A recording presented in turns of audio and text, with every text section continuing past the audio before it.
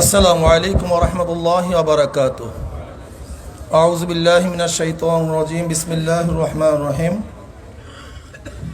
ইয়া আইয়ুহাল্লাযীনা আমানুত্তাকুল্লাহ ওয়া কুনু মা'আস সাদিকিন। সাদাকাল্লাহুল আলিয়্যুল আযীম। সময় একেবারে সংক্ষিপ্ত। ইদানিং ছাত্রলীগের আমার ছাত্র বাবারা কওমি মাদ্রাসায় ছাত্রলীগ গঠন করার আহ্বান জানিয়েছে এবং তারা কওমি মাদ্রাসায় ছাত্রলীগের কমিটি গঠন করবে ঘোষণা দিয়েছে। আমি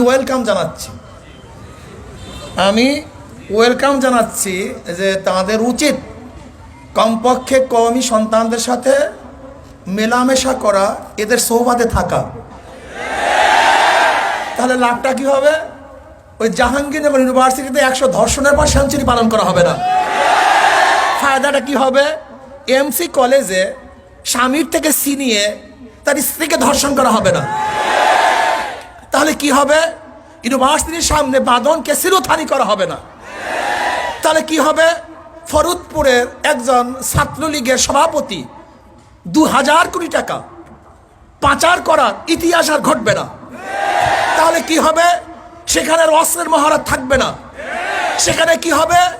অস্ত্র চোরাচারি চলবে না, ইয়াবা থাকবে না, ফেন্সিডিল চলবে না, গাঁজা থাকবে না, মদ পান করবে না, খুন হবে না, ধর্ষণ হবে না। দরকার আছে। কিন্তু আমি ছাত্রলীগের সভাপতিকে বলবো, তোমার ম্যানিফেস্টো সম্পর্কে জানা নেই। তুমি জানো যে ওলামা দল, ওলামা লীগ তোমাদের সংগঠন অ্যাকসেপ্ট করে না। কারণটা কি? তারা হলো নন সাম্প্রদায়িক, আর ওলামা লীগ হলো সাম্প্রদায়িক। এর জন্য তোমরা ওলামা লীগকে স্বীকার করতে পারো না। কাজী কওমি মাদ্রাসায় ছাত্র সংগঠন করার আগে তোমাদের নীতিমালা পরিবর্তন করে তারপর সংগঠন করতে আসো। এর আগে আসার সম্ভাবনা নাই। আর যেহেতু তোমাদেরকে আমরা ওয়েলকাম জানাচ্ছি কওমি মাদ্রাসায় ছাত্র সংগঠন করার জন্য, তাহলে তোমরা আমাদেরকে ইউনিভার্সিটিতে বাধা দাও কেন?